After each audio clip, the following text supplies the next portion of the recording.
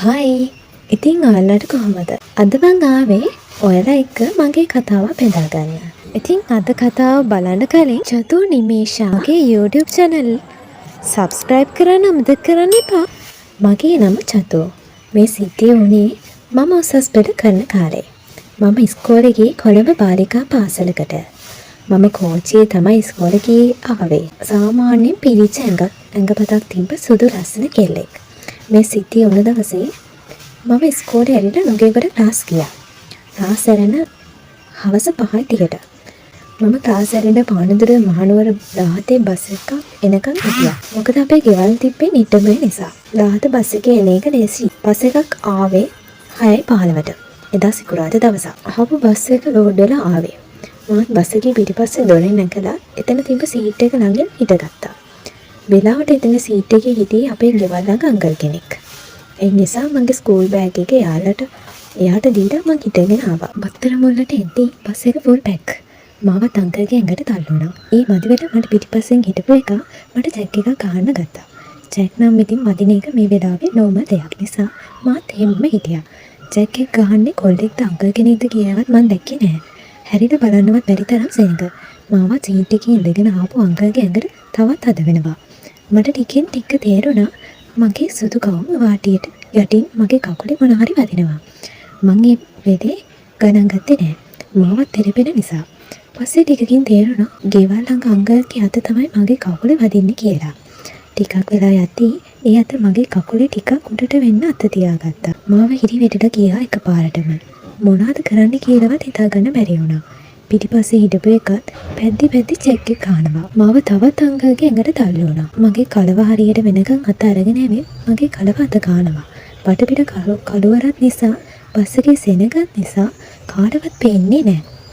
Bus එක ඇතුලේ dim light එකක් තිබ්බේ. මාව ඇඹරෙනවා. අංකල් කකුල් මිරිකන විදියට මට කෑ ගන්නත් ලැජ්ජාවට මං ඉවසන් හිටියා. ඌ නවත්තන පාඩක් නැහැ. මගේ අන්ඩර්ස්කර්ට් එකේනොත් අතුලට අත දාගෙන තවත් උඩට අත අරගෙන යනවා. මං ඉක්මනට කකුල් දෙක ලං කරගත්තා.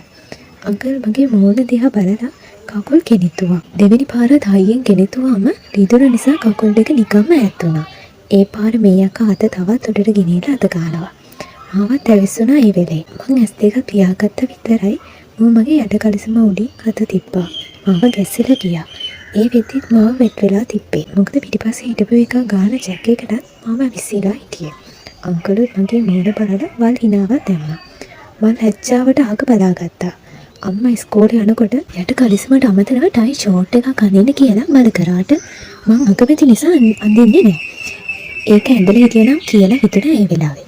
අංකලේ යට කලිසම උඩින් අත ගන්නවා හිමීට. මට කෙන්දිරිත් ගෑවෙනවා ඒක.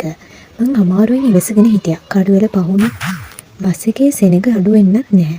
අංකල් කලිසම ඇඟිලි තුඩු වලින් එහාට මෙහාට කරලා ඒකේ දාර දිගේ අංකල් අත ගන්න ගත්තා. මට ඉවසන් ඉන්නම බෑ. මම තුල තපාගෙන ඇස් දෙක පියාගෙන හිටියා. පිටිපස්සෙන් ජැක් එක ගහගෙන හිටපු එක මගේ ඉනින් අල්ලගෙන තද කරගත්තා. මගේ ඇනෙනකොට මාව තවත් ඉන්න බැරි වුණා. මේ වගේ වල්කතා හැමදාම අහන්න මගේ YouTube channel එක subscribe කරගෙන යන්න. එදා බස් එකේ සිටියේ වෙලා දවස් කිහිපයකට පස්සේ සෙන්සුරාදා දවසක අපේ ගෙදරට එදා බස් එකේ හිටිය අපේ ගෙවල් ළඟ අංකල් ආවා. එයාට TV ඇඩ්වර්ටයිස්මන්ට් එකකට කෙල්ලෙක්ව දාන්න පුළුවන් කියලා. කොහොම හරි දවස් කිහිපයක් මම අම්මා එක්ක ගියා. ඒ වැඩවලට. ওই විදියට මට පොඩි ෂූට් කිහිපයක් අංකල් සෙට් කරලා දුන්නා. ඒවත් එක්ක අපේ ගෙදර අය සහ අංකල්ගේ හිතවත්කම තවත් වැඩි වුණා. ওই අතරේ දවසක අංකල් ඇවිත් කිව්වා ක්ලෝතින් බ්‍රෑන්ඩ් එකකට මොඩල් ෂූට් එකක් හම්බලා තියෙනවා කියලා. මාත් ඒකට කැමති වුණා. කොහොම හරි වැඩේ දාගත්ත දවසේ මාත් යන්න ලෑස්ති වුණා. ගෙදරට අංකල් විශ්වාස නිසා එදා අම්මා එන්න විදියක් තිබ්බේ නැති නිසා මම පිටත් වුණා. නුවරඑළිය පැත්තේ ලස්සන ලොකේෂන් එකක් තිබ්බා. ෂූට් එක ඉවර වුණේ උදේ 10ට විතර. ඉවර වෙලා අංකල් කිව්වා මැගසින් එකකට ෆොටෝ ටිකක් ගමු කියලා. අංකල් එයාගේ ප්ලේස් එකක් තියෙනවා කියලා මාව එක්කන් ගියා. අපි ගියේ කපාන එකකට. අංකල් මාව ෂූට් එකට ඕන විදියට ඇඳුම් මාරු කරගන්න කියලා කැමරා රෙඩි කරගන්න ගියා. කොහොම හරි ඇඳුම් කිහිපයක් චේන්ජ් කරලා ෂූට් එක කරා. ඔය අතරේ අංකල් ෆොටෝස් ගන්න ඇක්ෂන් හදනකොට මගේ ඇඟපත අත ගන්න ගත්තා. මුලින්ම ඇඳුම හදහතේ ඉඳලා පස්සේ මගේ කකුල් පේන විදියට ෆොටෝ එක ගත්තා. අංකල් ටික මගේ කකුල් අල්ලන්න ගත්තී මට මතක් වුණේ එදා බස් එකේ සිටිය. අංකල් මට ඊළඟට අඳින්න දුන්නේ සෑහෙනකොට ගවුමක්. ඒකේ කරත් හීනි පටි දෙකක් විතරයි තිබ්බේ. මං ඒක ඇඳගෙන ආවම අංකල් මහා වල් හිනාවක් දාලා ඒක මරු කියලා කිව්වා. ලස්සන ෂොට් ටිකක් ගහන්න පුළුවන් කියලා ෆොටෝ ගත්තා. කකුලේ කලවටත් උඩ ඉඳන් එළිය තිබ්බේ. අංකල් මට වැස්ලින් ටිකක් ගාගන්න කිව්වා කකුලේ ෆොටෝ එකට ලස්සන පේනවා කියලා. අංකල් හිටපු නිසා මම අමාරුවෙන් වැස්ලින් ගාන්න ගත්තා. මම කන්න වගේ බලන් ඉන්නේ. කකුල් දෙක ඈත් කරොත් යට කලිසමක් පේනවා. පාත් වෙලා ගානකොට ගාම කරෙන් මගේ පපුවත් පේනවා. ඔහොම ගාලා හරියන්නේ නැහැ කෙල්ලේ කියලා අංකල් බලෙන්ම මගේ අතේ තිබු වැස්ලින් බෝතලේ අරන් බලෙන්ම මගේ කකුලේ ගාන්න ගත්තා.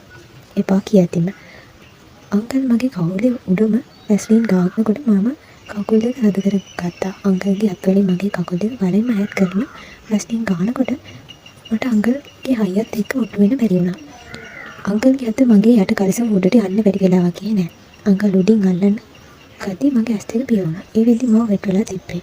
ටිකකින් අංකල් මගේ යට කලිසම පහළට ඇදලා කලවල දාලා කරන්න ගත්තා. ඔය අතරේ අංකල් මගේ සිප්ප ගත්තා. අංකලුත් ඇඳුම් ටික ගලවලා මාව උස්සලා ඇඳට දාලා මගේ ඇඟ උඩට ඇවිත් මට හොඳ සැපක් දුන්නා. මට හොඳටම කෙඳිරි කෑවනේ. අනේ අංකල් හිමි කියලා විතරයි කියන්න උනේ. අංකල් ලැබුව ඇතුළට කෑ ගැහුණා. මගේ ඇසලින් කඳුළු පැන්නා. අංකල් දිගටම මට කරා. මට ඉන්නත් බෑ.